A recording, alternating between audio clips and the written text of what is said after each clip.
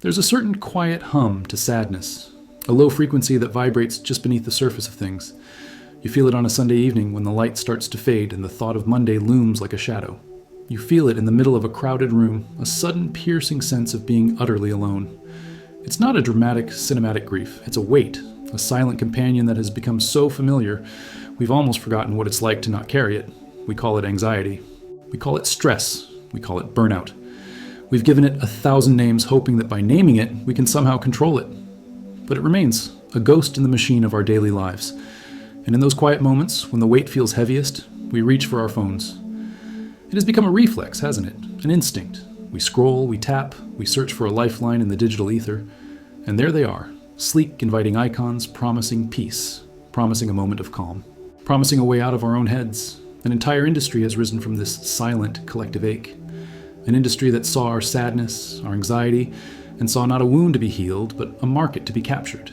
They've learned the language of our pain, and they whisper it back to us in beautifully designed user interfaces and gentle notification chimes. They offer us mood trackers, turning our emotional landscapes into data points.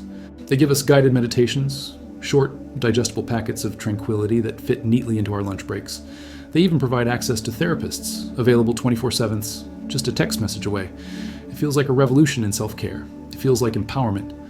Finally, help is not just for the privileged few who can afford the time and expense of traditional therapy. It's here, in the palm of our hand, accessible to anyone with a smartphone and a Wi-Fi connection. We are told this is progress, that technology is democratizing mental wellness, making it more affordable, accessible, and, crucially, less stigmatized. But have you ever stopped to ask, at what cost? What is the price of this digital salvation? When did our journey towards healing become a subscription service? They've taken the most vulnerable parts of our human experience, our fears, our insecurities, our deep-seated need for connection and understanding, and they've packaged them.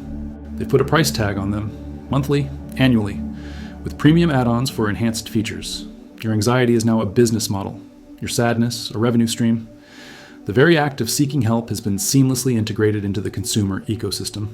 It's the ultimate feedback loop. The more anxious and isolated we feel, the more we turn to these digital companions, and the more we use them, the more profitable our collective despair becomes. This isn't about healing. It's about retention. It's about engagement metrics and user acquisition costs. It's about keeping you on the platform, subtly dependent on the drip feed of algorithmically generated comfort. The goal isn't necessarily to resolve your issues, but to manage them in a way that requires perpetual use of the product. We've been led to believe that we are the customers, but the uncomfortable truth is we are the product. Our data, our patterns of sadness, our moments of vulnerability, these are the real commodities being bought and sold. And this marketplace is booming. The digital mental health industry is projected to be worth billions, a gold rush built on the shaky foundations of our well-being. It's a quiet, insidious transaction, one that happens in the background while we're busy tracing our fingers on a screen, trying to breathe along with a soothing voice. We came looking for a sanctuary, a safe space to unravel the knots in our minds. And what we found was a store, a beautifully merchandised, user-friendly store that sells us back pieces of ourselves, one subscription at a time.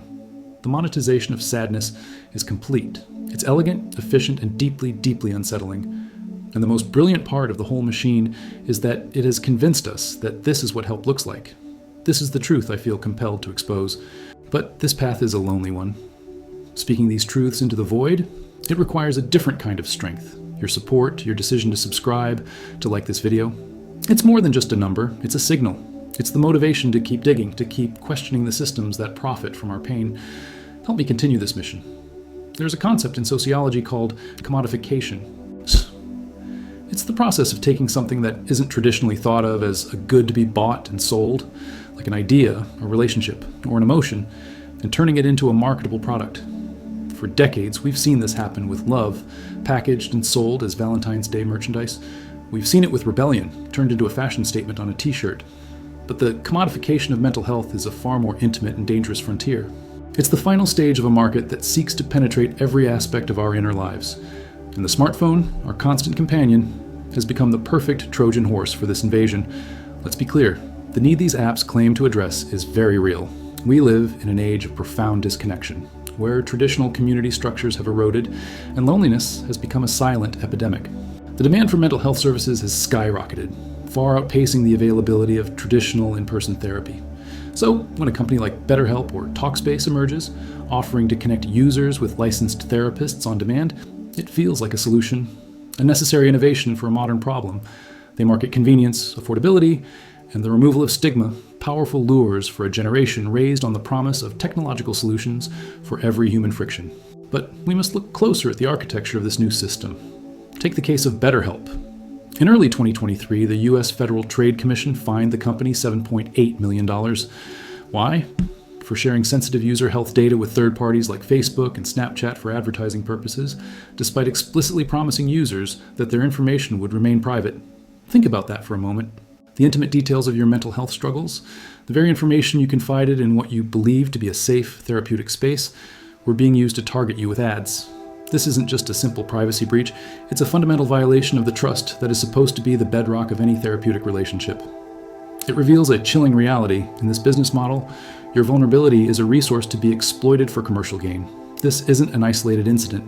A report by the Mozilla Foundation found that many popular mental health apps have alarmingly poor privacy and security practices, effectively monetizing users' most personal struggles. The Health Insurance Portability and Accountability Act, HIPAA, the law that protects your sensitive health information when you talk to a doctor, often doesn't apply to these apps in the same way. This creates a legal gray area that tech companies are all too willing to exploit. They can collect vast amounts of data, mood logs, journal entries, even transcripts of therapy sessions, and this data can be sold to data brokers or used for targeted advertising. You might be sharing your deepest fears about financial instability, and that data could be used to show you ads for high-interest loans. You might be journaling about body image issues, and suddenly your feed is flooded with ads for weight loss products. The system is designed not just to offer a service, but to learn your weaknesses and sell them back to you. The very design of these apps often incorporates principles of persuasive technology, using dark patterns that exploit our cognitive biases to keep us engaged. The little streaks for completing a meditation, the notifications that gently nudge you to log your mood, the gamification of self-care, these features are not just there to help you build healthy habits. They are there to create a sense of digital compulsion, to ensure you keep coming back, to make the app a necessary part of your daily routine. The line between a tool for well-being and a source of digital dependency becomes perilously blurred. Instead of alleviating anxiety, the app itself can become a new source of it. What happens if you break your meditation streak? Do you feel like you've failed at your own self-care? This is not healing. It's a performance of wellness, measured by metrics that serve the platform first and the user second. I know this is heavy. It's uncomfortable to confront. And if you've made it this far, I want to thank you. It shows you're willing to look past the surface to question the easy answers we're being sold. It's tempting to believe in the promise of a quick fix, an app that can meditate our problems away. But the reality is far more complex. I'm genuinely interested in what you think about this. Have you used these apps? What was your experience? Let me know in the comments below. And if this conversation feels important to you, please consider subscribing and liking the video. It helps push this message out to more people who need to hear it. The issues with this model go even deeper than data privacy and manipulative design. They cut to the very core of what therapy is supposed to be. A traditional therapeutic relationship is built over time, grounded in trust, empathy, and a nuanced understanding of a person's life context. It's a human-to-human connection. The app-based model, however, often transforms this relationship into a series of transactional, text-based exchanges. This has profound implications for both the user and the therapist. Many users of teletherapy apps report feeling that the responses from their therapists are generic, or that the therapists themselves seem distracted and unprofessional. How can a therapist juggling hundreds of clients through text messages possibly provide the focused, individualized care that genuine healing requires? The platform's business model incentivizes quantity over quality. Therapists are often underpaid and overworked, pressured to manage high caseloads to make a living. This isn't a system designed to foster deep therapeutic alliances. It's a gig economy model applied to mental health, and the cracks are beginning to show. Therapists on platforms like Talkspace have reported being assigned clients without any ability to screen for fit, or even confirm they are licensed to practice in the client's location, creating serious ethical and legal risks. Furthermore, the promise of anonymity, while appealing to users who fear stigma, creates a dangerous liability. In traditional therapy, a therapist has a legal and ethical duty to intervene if a client poses a danger to themselves or others. But if a therapist only knows a user by a screen name and has no access to their real-world location or identity, how can they fulfill this critical duty? The platform, in its quest to remove all friction from the user experience, effectively outsources this immense risk to under-supported therapists, while simultaneously creating a system where high-risk clients might not get the level of care they desperately need. Then there's the question of efficacy. While many apps claim their methods are science-backed, rigorous, independent studies are often lacking. A study of 73 mental health apps found that while most claimed to be effective, only 2 could provide research that actually examined the app in question. The market is flooded with thousands of wellness apps that have undergone little to no regulatory scrutiny. This is the digital equivalent of an unregulated pharmacy, where anyone can bottle a placebo, slap a label on it that says anxiety relief, and sell it to the masses. For some users, these apps might even cause harm, increasing awareness of their symptoms, without providing the necessary tools to address them, leading to more distress. We are also seeing the rise of AI chatbots marketed as a safe space to discuss your deepest struggles. While the technology is impressive, we must ask what it means to confide in an algorithm. These AI models are trained on vast datasets, learning to mimic empathy and provide supportive responses, but they have no genuine understanding, no lived experience, no consciousness. We are forming relationships with complex pieces of code, and in our loneliness, we may become susceptible to manipulation by the algorithms that control them. Who sets the ethical guidelines for these bots? What biases are baked into their programming? When an AI is your therapist, who is truly in control of the conversation? This isn't some distant sci-fi scenario. It's happening right now, with millions of people turning to AI for emotional support, often without any oversight of the advice they are being given. This entire ecosystem promotes the idea of mental health as an individual problem to be solved through individual consumption. Feeling anxious? There's an app for that. Feeling depressed? Buy this subscription. This narrative conveniently ignores the systemic, societal factors that contribute to our collective mental health crisis: economic inequality, social isolation, political instability, a relentless 24/7 work culture. The commodification of wellness sells us a quick fix for symptoms, while distracting us from the root causes. It places the burden of healing squarely on the shoulders of the individual, telling them that if they just meditate more, track their moods more diligently, and buy the right products, they can be well. It's a profoundly depoliticized view of suffering, one that serves the status quo by preventing us from asking bigger, more difficult questions about the kind of world we are living in. The message is simple: don't change the system, change your mindset. And here's a product that can help you do it. So, where do we go from here? It's easy to point the finger at Silicon Valley, to blame the faceless corporations and their relentless pursuit of profit. And they deserve that blame. They have built a multi-billion-dollar empire on the back of our pain, and they have done so with a chilling disregard for the ethical implications. But to stop there would be to miss the most uncomfortable truth of all. This system doesn't just exist because it was created. It exists because we allow it to, because we participate in it, because on some level we want to believe in the easy answer. We are the ones who reach for our phones in moments of distress. We are the ones who download the apps, agree to the terms and conditions we never read, and pay the monthly subscription fee. We have become willing consumers in the marketplace of our own well-being.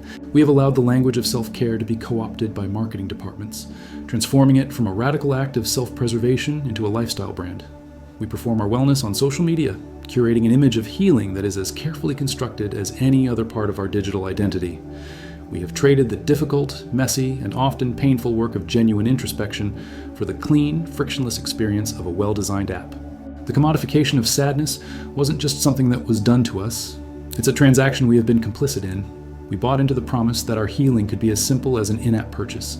We embraced the convenience of text-based therapy over the profound, and sometimes challenging, intimacy of a human connection. We chose the digital sanctuary because it felt safer, easier, and less demanding than confronting the real-world sources of our anxiety. In our desire for a quick fix, we handed over the keys to our inner worlds to the very systems that thrive on our distraction and dependency. This is the moment where the story turns. This is the point where we have to look in the mirror and recognize our own reflection in the machine. The problem isn't just the app, it's the reflex to reach for it. The solution, therefore, cannot simply be to demand better, more ethical apps. The solution must be a fundamental shift in how we approach our own minds and our collective well-being. It requires us to reclaim our sadness from the marketplace, to understand that our anxiety is not a personal failing to be managed with a product, but often a rational response to an irrational world. True healing is not a product you can buy. It's a process. It's found in genuine community and meaningful human connection, in fighting for a society that values people over profit. It's found in logging off and looking up. It's found in the courage to sit with our discomfort without immediately seeking a digital distraction. It's about building a life that is resilient enough that we don't need an app to manage our moments of despair. This is not a call for the rejection of technology, but for a conscious and critical engagement with it. It is a call to recognize when a tool for connection becomes a cage of consumption. We are standing at a crossroads. We can continue down this path, allowing our emotional lives to be strip-mined for data, our healing to be sold back to us in monthly installments, or we can choose a different way. We can choose to see our vulnerability not as a weakness to be optimized, but as the very essence of our humanity. We can demand more than just better products. We can demand a better world, a world where mental health is a human right, not a luxury good, a world where connection is authentic, not algorithmic. The choice, as always, is ours. So I leave you with this question. What is the one thing you can do today to reclaim a piece of your inner life from the marketplace? Let me know your answer in the comments. And if this message resonated with you, if you believe this conversation is vital, then like this video, subscribe to the channel, and share it. Let's not let this truth get buried in the algorithm.